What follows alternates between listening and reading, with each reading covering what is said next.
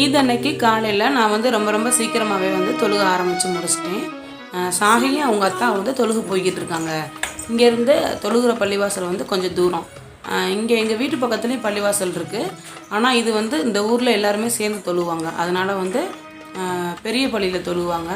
கொஞ்சம் தூரங்கிறதுனால வந்து பைக்கில் போய்கிட்டு இருக்காங்க.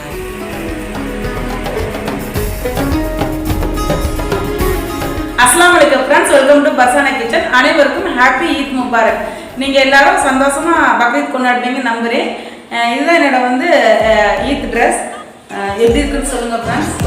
இன்றைக்கி வந்து நம்ம சேனலில் லஞ்ச் பாக்ஸ் ரெசிபி வராது. அதுக்கு பதிலாக வந்து பக்ரீத்தோட லஞ்சு தான் சமைக்க போகிறோம். நான் இனிமேல் தான் வந்து சமைக்கவே ஸ்டார்ட் பண்ணணும். இன்னும் எதுவுமே செய்யலை. சரி, எல்லாத்துக்கும் விஷ் பண்ணிவிட்டு அதுக்கப்புறம் வந்து சமைக்கலாம்னு சொல்லிட்டு பிளான் பண்ணியிருக்கேன். கிச்சனை வந்து ஓரளவுக்கு நைட்டே க்ளீனாக வச்சுருந்தேன். இப்போன்னு கிடையாது, எப்போயுமே மேக்ஸிமம் வந்து நைட்டு க்ளீன் பண்ணிடுவேன். ஏன்னா அப்போ தான் நம்ம காலையில் எழுந்திரிச்சு சமைக்கிறதுக்கு நமக்கு ரொம்ப ஈஸியாக இருக்கும். இது நான் காலையில் எந்திரிச்ச உடனே வந்து பணியாரத்துக்கு மாவு கரைச்சி வச்சுருந்தேன். அதுக்கப்புறம் பார்த்தோம்னா மெதுவடை இருக்குல்ல, அதுக்கு வந்து உளுந்து ஊற வச்சுருக்கேன். வேறு எதுவும் ஸ்வீட் நான் எக்ஸ்ட்ரா செய்யலை. ஏன்னா வந்து நைட்டே வந்து ஹனி கேக் இருக்குல்ல, அது செஞ்சுருந்தேன். அதனால் எக்ஸ்ட்ரா ஸ்வீட் எதுவும் செய்யலை. ஏன்னா மதியானம் வேறு நம்ம பிரியாணி செய்கிறோம். அதனால் இதுவே போதும் சொல்லிட்டு வச்சுருக்கேன். அப்புறம் வந்து பால் காய்ச்சி வச்சுருக்கேன்.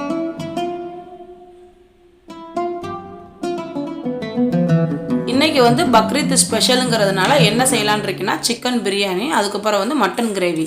மட்டன் கிரேவி நார்மலாக செய்கிறது மாதிரி இல்லாமல் செட்டிநாடு ஸ்டைலில் வந்து எல்லாமே நம்ம வறுத்து அரைச்சி செய்ய போகிறோம். அதனால் டேஸ்ட்டு வந்து சூப்பராக இருக்கும். ஃபஸ்ட்டு வந்து நான் வெங்காயம் கட் பண்ணி வச்சிடுறேன். இது என்னென்னா, வடைக்கு வந்து வெங்காயம் கட் பண்ணி வச்சுக்கிறேன். நம்ம காலையில் டிஃபன் இன்னும் முடிக்கலையில், அவங்க தொழுதுட்டு வந்ததுக்கப்புறம் நம்ம கொடுக்கணும். வடைக்கு வந்து வெங்காயம், அதுக்கப்புறம் வந்து மல்லி, கருவேப்பிலை எல்லாமே வெட்டி வச்சுருக்கேன். கூடவே பச்சை மிளகா, அதுக்கப்புறம் இஞ்சி. இந்த ரெசிபி நம்ம சேனலில் நான் வந்து ஏற்கனவே அப்லோட் பண்ணியிருக்கேன். கூடவே 1 டேபிள் ஸ்பூன் அரிசி மாவு. இது வந்து நல்ல மொறுமொறுப்பு தன்மை கொடுக்கும். கொஞ்சமாக காயம், அதுக்கப்புறம் தேவையான அளவு உப்பு சேர்த்ததுக்கப்புறம் ஒரு கொஞ்சமாக மிளகு, ஒரு 7லேருந்து 8 போல் எடுத்துக்கோங்க. இதை வந்து லைட்டாக தட்டி சேர்த்துடலாம். முழுசாகவும் இதை சேர்க்கலாம். ஆனால் குழந்தைங்க இருக்க வீட்டில் இந்த மாதிரி தட்டி சேர்த்தோம்னா அவங்களுக்கு வந்து காரம் தெரியாது. தட்டின மிளகையும் இதில் சேர்த்துட்டு இதை வந்து நல்லா பிசைஞ்சு எடுத்துக்கோங்க.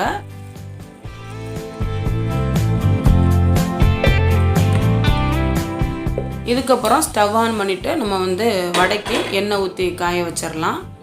இன்னொரு ஸ்டவ்வில் வந்து பணியாரமும் நான் வந்து சுட போகிறேன். அப்போ வடையும் நமக்கு பணியாரமும் சேர்ந்து செஞ்சது மாதிரி இருக்கும். காலையில் டிஃபனை வந்து ஒரே டயத்தில் முடிச்சிடலாம். பணியாரம் வந்து நார்மல் பணியாரம் மாதிரி இல்லாமல் நெய் பணியாரம் செய்ய போகிறேன். இது வந்து பணியார மாவு கிடையாது, நார்மல் இட்லி மாவு இருக்குல்ல, அதில் தான் நான் வந்து பணியாரம் ஊற்றிருக்கேன். வெல்லத்தை கரைச்சிட்டு அதுக்கப்புறம் வந்து ஏலக்காய்லாம் தட்டி போட்டிருக்கேன். இது வந்து நமக்கு ரொம்ப ஈஸியாக பணியாரம் செய்கிற மாதிரி இருக்கும், தனியாக மாவரைச்சி செய்யாமல். அதுக்கப்புறம் வந்து நம்ம மெதுவடை போட்டுடலாம். லைட்டாக தண்ணியில் வந்து கையை நனைச்சிட்டு அதுக்கப்புறம் மாவு உருட்டிட்டு நடுவில் வந்து ஒரு ஹோல் போட்டுட்டு அப்படியே எண்ணெய் சட்டியில் நம்ம வந்து போட்டுற வேண்டியதுதான். புதுசாக செய்கிறவங்க வந்து ஏதாச்சும் இலை இல்லை வந்து ஒரு பால் பாக்கெட்டோட கவர் இருக்குல்ல, அதுக்கு பேக் சைடில் வந்து லைட்டாக எண்ணெய் தடவிட்டு போட்டிங்கன்னா உங்களுக்கு செய்கிறதுக்கு வந்து ரொம்ப ஈஸியாக இருக்கும்.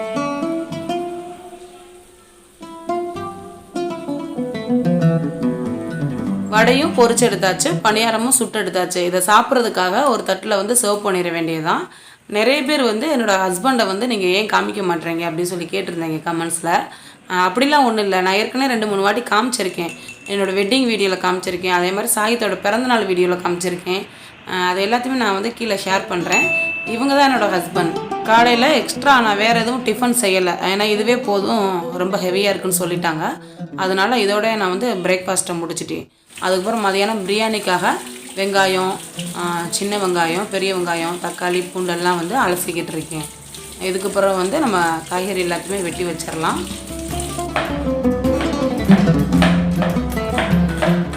பிரியாணிக்கு வந்து ஃபஸ்ட்டு அரிசியை வந்து நம்ம ஊற வச்சிடலாம். நான் வந்து 1 கிலோ அரிசி எடுத்திருக்கேன். கிட்டத்தட்ட இது வந்து 2 உலக்கு. 1 கிலோ அரிசிக்கு வந்து 1 கிலோ நம்ம சிக்கன் சேர்த்தோம்னா டேஸ்ட் நல்லாயிருக்கும். சம அளவு சேர்க்குறப்ப எப்பவுமே டேஸ்ட் நல்லா வரும். இதை தண்ணியில் 2-3 வாட்டி சுத்தம் பண்ணிவிட்டு அதுக்கப்புறம் நல்ல தண்ணி சேர்த்து ஊற வச்சுக்கோங்க. ஒரு 20 நிமிஷம் ஊறிச்சுன்னா நமக்கு வந்து சரியாக இருக்கும்.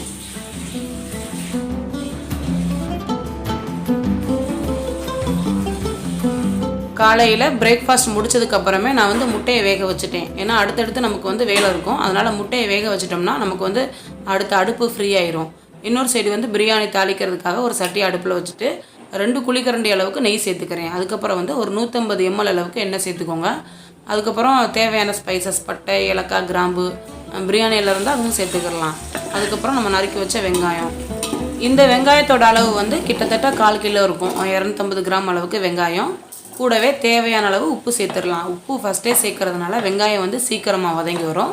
அதுக்கப்புறம் பச்சை மிளகாய், தக்காளி இந்த மாதிரி எல்லாமே வெட்டி வச்சிடலாம். தக்காளியை வந்து நான் ரஃபாக தான் கட் பண்ணிக்கிறேன். ஏன்னா நான் அரைச்சி தான் சேர்க்க போகிறேன். நீங்கள் நேரடியாக அப்படியே சேர்க்குறதா இருந்தால் சின்ன சின்ன ஸ்லைஸாக இருக்கும்ல, அந்த மாதிரி வெட்டிக்கோங்க. தக்காளியும் அரைச்சி இருக்கட்டும். இது வந்து நம்ம வெங்காயம் வதங்கினதுக்கப்புறம் சேர்க்கலாம். இன்னொரு சைடு வந்து தேங்காய் உடச்சிக்கிட்டு இருக்கேன். இது எதுக்குன்னா மட்டன் கிரேவிக்கு தேங்காய் அரைச்சி சேர்க்கறதுனால நல்ல திக்னஸ் கிடைக்கும் நமக்கு.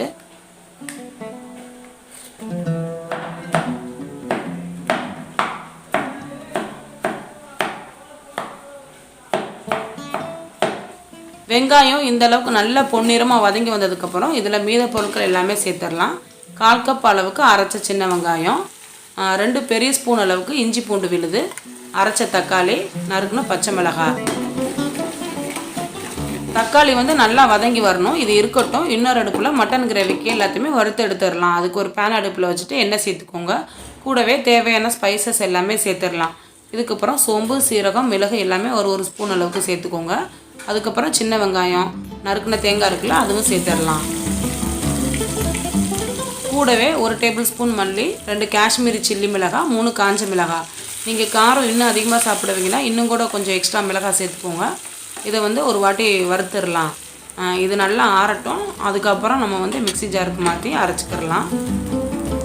அதே அடுப்பில் ஒரு குக்கர் அடுப்பில் வச்சுட்டு கொஞ்சமாக எண்ணெய் சேர்த்துக்கோங்க. இதுக்கப்புறம் 2 பெரிய வெங்காயத்தை வந்து வெட்டி வச்சுருக்கேன். இதையும் சேர்த்துடலாம்.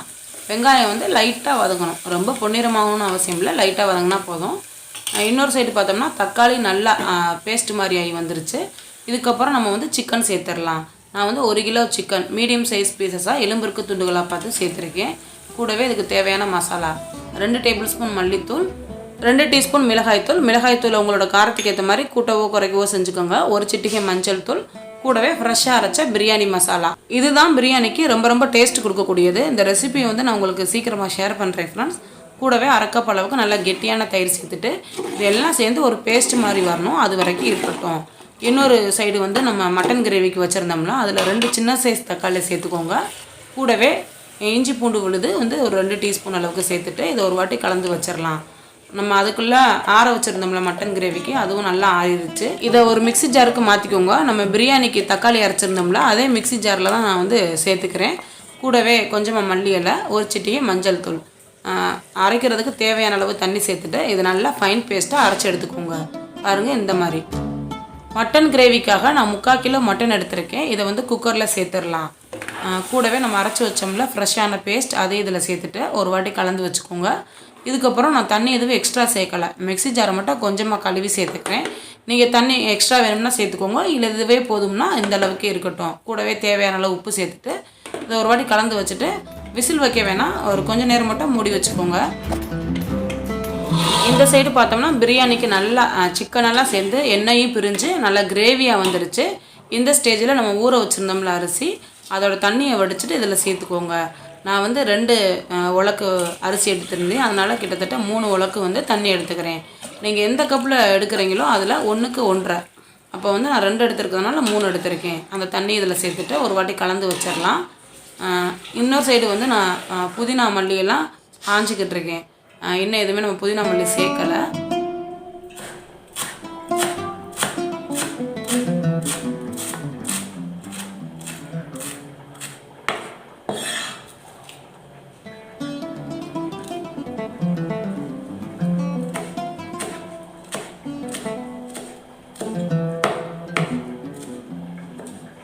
மட்டன் கிரேவிக்கு ஓரளவுக்கு மட்டன் வெந்து வந்திருக்கு. இதுக்கப்புறம் நம்ம விசில் வச்சா சரியாக இருக்கும். இந்த ஸ்டேஜில் நறுக்குன மல்லி இலை சேர்த்துட்டு கொஞ்சமாக ஃப்ளேவருக்காக கரம் மசாலா சேர்த்துக்கோங்க. இது வந்து நல்ல வாசனை கொடுக்கும். இதுக்கப்புறம் இதை மூடி வச்சு 4லேருந்து 5 விசில் மிதமான சூட்டில் வச்சுக்கோங்க. இன்னொரு சைடு வந்து பிரியாணி தண்ணி வச்சுறதுக்குள்ள நம்ம வந்து முட்டையெல்லாம் உடச்சி வச்சிடலாம். அப்போ வந்து வேலை நமக்கு ஈஸியாக இருக்கும். அப்பப்போ கிடைக்கிற கேப்பில் பாத்திரத்தையும் கழுவிடுங்க, நமக்கு வேலை ஈஸியாக முடிஞ்சிடும். முட்டையும் உரித்து தயாராக இருக்குது. பிரியாணியில் நம்ம தண்ணி சேர்த்துருந்தோம்ல, அது ஓரளவுக்கு வற்றி வந்துடுச்சு. இந்த மாதிரி தண்ணி நல்லா வற்றினதுக்கப்புறம் கூடவே இதில் நறுக்கின மல்லி இலை, நறுக்கின புதினா இலை. நான் வந்து அடுத்து உப்பு சேர்த்தேன், அதை வீடியோ எடுக்க மறந்துட்டேன். ஏன்னா நான் ஃபஸ்ட்டு சேர்த்து உப்பு பிரியாணிக்கு கண்டிப்பாக பத்தாது. கடைசியாக வாசனைக்காக நெய் சேர்த்துட்டு இதை வந்து மூடி வச்சு தம் கட்டிக்கோங்க. கீழே வந்து ஒரு அடிகனமான தோசைக்கல், மேலே வந்து ஒரு வெயிட் வச்சுட்டு ஒரு 10 நிமிஷத்துக்கு அப்புறம் ஸ்டவ் ஆஃப் பண்ணிவிட்டு 20 நிமிஷம் கழிச்சு ஓப்பன் பண்ணால் பிரியாணி வந்து சூப்பராக ரெடி ஆகிடும். அவ்வளோதான் ஃப்ரெண்ட்ஸ், ஓரளவுக்கு எல்லா வேலையுமே முடிச்சாச்சு. பிரியாணி மட்டும் தம்மில் இருக்குது. இதை எடுத்து நம்ம பிரியாணியை பரிமாறிட்டா அவ்வளோதான். இன்றைக்கி பக்ரீத் வந்து இதோட நமக்கு முடிஞ்சிடும். ஓரளவுக்கு கொஞ்சம் வீடியோலாம் நான் அங்கங்கே கவர் பண்ணியிருக்கேன், ரெசிபி ஃபுல்லாமே. கண்டிப்பாக அது ஓரளவுக்கு உங்களுக்கு யூஸ்ஃபுல்லாக இருக்கும்னு நினைக்கிறேன். இப்போ நம்ம வந்து பிரியாணி ஓப்பன் பண்ணிடலாம். ஷாஹித் வந்து பயங்கர பசியில் இருக்கான், அது கையில் வெட்டிருப்பாரு, பார்த்து வை. நம்ம பிரியாணியை எடுத்துடலாம். நல்ல வாசனையாக இருக்கும். இப்போ ஓப்பன் பண்ணி பார்த்துடலாம். பாருங்கள், நம்மளோட பிரியாணி வந்து எவ்வளோ நல்லா அழகாக உதிரி உதிரியாக வந்திருக்குன்னு.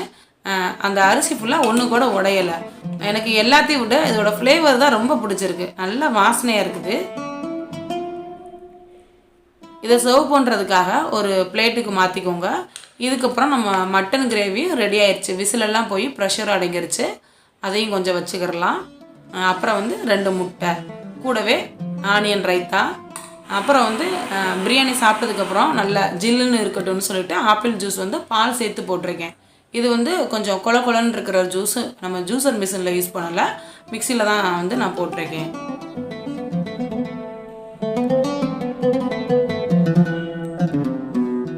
இன்னைக்கு பக்ரீத் ஸ்பெஷலாக பிரியாணி அவ்வளோதான் ஃப்ரெண்ட்ஸ். இனி நாளைக்கு என்ன லஞ்ச் பண்ணு பார்க்கலாம். இந்த வீடியோ ஓரளவுக்கு உங்களுக்கு யூஸ்ஃபுல்லாக இருக்கும்னு நினைக்கிறேன். நம்ம எப்படி வந்து டைம் மேனேஜ் பண்ணி பிரியாணி சமைக்கிறது சொல்லிட்டு நம்ம வீடியோ எடுத்ததுனால கொஞ்சம் லேட் ஆயிடுச்சு.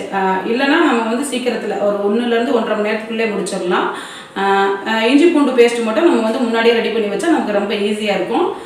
ஓகே ஃப்ரெண்ட்ஸ், நாளைக்கு என்ன லஞ்ச் பாக்ஸ்னு பார்க்கலாம். அடுத்து இன்னொரு ரெசிபி வீடியோவில் பார்க்கலாம். டாடா பாய். அண்ட் சமையலுக்கு புதுமை சேர்க்கட்டும். இப்போ பிரியாணி டேஸ்ட் பண்ணி பார்க்கலாம். பயங்கர சூடாக இருக்குது. சாய் தான் பசிக்குதுங்கிறான். அதுதான் சூடாக அரட்டுது. நம்ம போய் ஹாலில் ஃபேனில் உட்காந்து சாப்பிட்டா தெரியாது. இங்கே கிச்சனில் ஃபேன் இல்லை, பயங்கர சூடாக.